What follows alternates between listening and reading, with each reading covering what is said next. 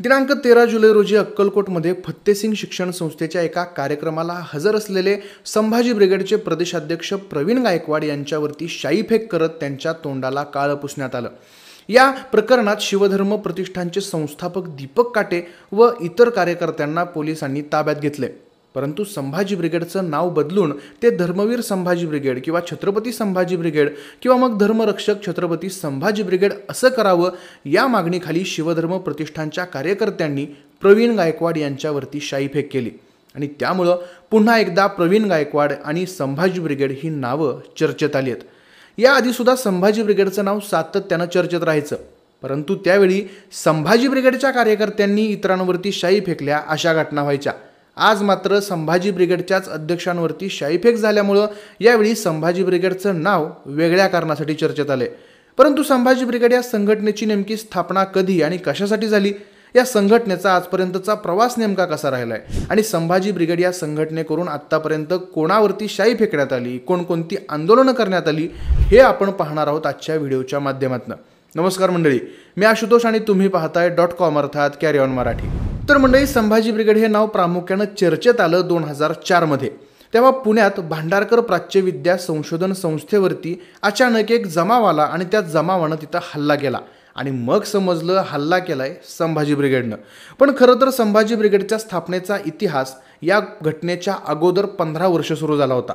1990 मध्ये पुरुषोत्तम खेडेकर यांनी मराठा सेवा संघाची अकोल्यामध्ये स्थापना केली।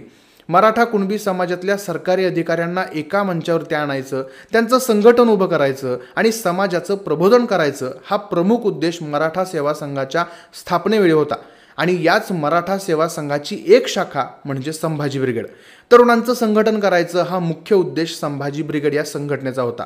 संभाजी ब्रिगेड सगळ्यात सुरुवातीला चर्चेत आली ती 2004 मध्ये। 2004 मध्ये जेम्स लेन या लेखकानं शिवाजी महाराजांवरती एक पुस्तक लिहिलं।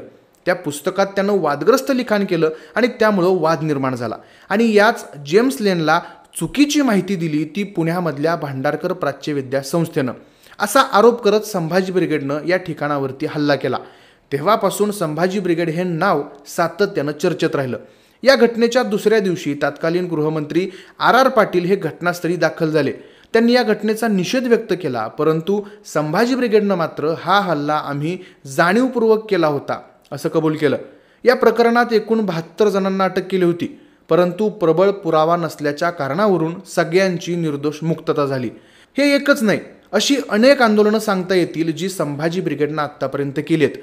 भांडारकर संस्थेवरील हल्ल्यानंतर दादोजी कोंडदेव यांच्यावरून वाद सुरू झाला। दादोजी कोंडदेव हे छत्रपती शिवाजी महाराजांचे गुरु नाहीत असा दावा करत दादोजी कोंडदेव यांच्या नावानं दिला जाणारा राज्य शासनाचा पुरस्कार रद्द व्हावा आणि शाळांमधल्या अभ्यासक्रमाच्या पुस्तकातून दादोजी कोंडदेव यांचा शिवरायांचे गुरु असा उल्लेख मागे घेतला जावा, अशी मागणी मराठा संघटनांनी आणि राष्ट्रवादी काँग्रेस या पक्षानं केली। या संघटनांमध्ये संभाजी ब्रिगेड सगळ्यात पुढे होती। मग या साऱ्या प्रकरणावरती सरकारनं समिती नेमली। या समितीच्या अहवालाचा आधार घेतला आणि सरकारनं दादोजी कोंडदेव यांच्या नावानं दिला जाणारा पुरस्कार रद्द केला आणि शिवाय पुस्तकांमधून सुद्धा तसा उल्लेख काढून टाकण्यात आला। त्यानंतर 2010 मध्ये सुद्धा दादोजी कोंडदेवांवरून वाद पुन्हा पेटला आणि डिसेंबर 2010 मध्ये लाल महालातल्या दादोजी कोंडदेव यांचा पुतळा काढून टाकण्यात आला।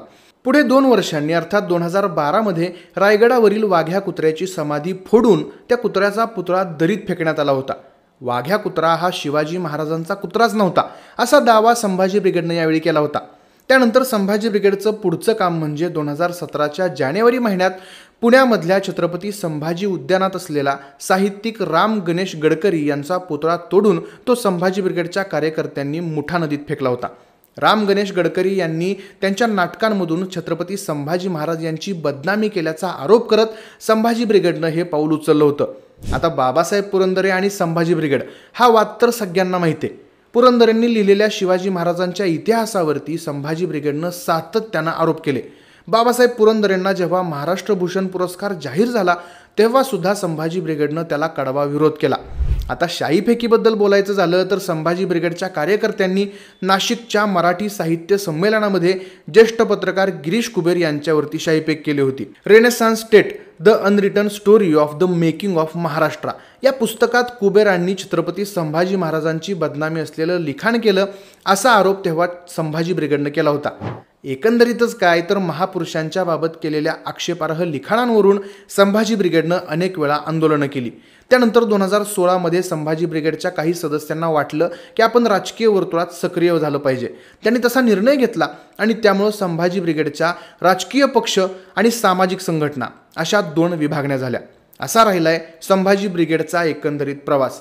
आंदोलनं, निदर्शनं आणि शाईफेक संभाजी ब्रिगेडच्या कार्यकर्त्यांकडून सुद्धा अशा गोष्टी होत असतात. पण आता संभाजी ब्रिगेडच्याच प्रदेशाध्यक्षांवरती असा शाईफेकीचा प्रकार झालाय. तर त्याच्या मागचं कारण म्हणजे संभाजी ब्रिगेड या नावावरून उठलेला वाद. गेले अनेक दिवस काही संघटनांनी संभाजी ब्रिगेड हे नाव बदलण्यात यावं यासाठी मागणी केली. या नावात छत्रपती संभाजी महाराजांचा एकेरी उल्लेख असल्याचा आरोप करत त्यांच्याकडून ही मागणी केली जात असते. यातच समोर येते ती शिवधर्म प्रतिष्ठान ही संघटना. गेले 1.5-2 वर्ष ही संघटना संभाजी ब्रिगेड हे नाव बदलण्यासाठी वारंवार निदर्शनं करते. याशिवाय नुकतंच विधान भवनात देखील दीपक काटे यांनी या संदर्भात आंदोलन केलं होतं. आता यावरून आरोप प्रत्यारोप सुरू झालेत. प्रवीण गायकवाड यांनी माध्यमांशी बोलताना असं सांगितलं की याआधीच छत्रपती संभाजी ब्रिगेड यांचं नाव देण्यात यावं यासाठी आम्ही धर्मादाय आयुक्तांकडे अर्ज केलाय. पण केवळ छत्रपती संभाजी महाराजांचं नाव संस्थेला द्यावं यापुरतेच ते मर्यादित नाहीयेत. सोबतच ते म्हणाले की तुम्हाला माहिती आहे हे सरकार कोणाचं आहे. हा एक विचार संपवण्याचा प्रयत्न आहे. पण विचार कधीही संपत नसतात. ज्या लोकांनी माझ्यावरती हल्ला केला त्यांच्याविषयी मला मनात काहीच राग नाहीये. त्यांना या गोष्टीचा कधी ना कधी पश्चाताप होईलच आणि तुमच्या शेवटाची आता सुरुवात झाली. मग मंडळी, आता या प्रकरणावरून पुढं नेमकं काय होईल हे पाहणं महत्त्वाचं ठरणार आहे. बाकी मंडळी, या एकूण प्रकरणाबद्दल तुमची काय मत आहेत? संभाजी ब्रिगेडची स्थापना, तिचा इतिहास याविषयी तुम्हाला काय वाटतं? खरंच संभाजी ब्रिगेड या नावामुळं छत्रपती संभाजी महाराजांचा अपमान होतोय का? आणि या प्रकरणावरून प्रवीण गायकवाड यांच्यावरती झालेला हल्ला योग्य की अयोग्य याबद्दलची तुमची मतं आम्हाला कमेंट्स करून नक्की कळवा. हा व्हिडिओ आवडला असेल तर व्हिडिओला लाईक करा. व्हिडिओ तुमच्या मित्रांपर्यंत जास्तीत जास्त प्रमाणात शेअर करा जेणेकरून ही माहिती तुमच्या मित्रांपर्यंत पोहोचेल. आणि असेच नवनवीन आणि माहितीपूर्ण व्हिडिओज पाहण्यासाठी आपल्या कॅरी ऑन मराठी या यूट्यूब चॅनलला सबस्क्राईब करायला विसरू नका. धन्यवाद.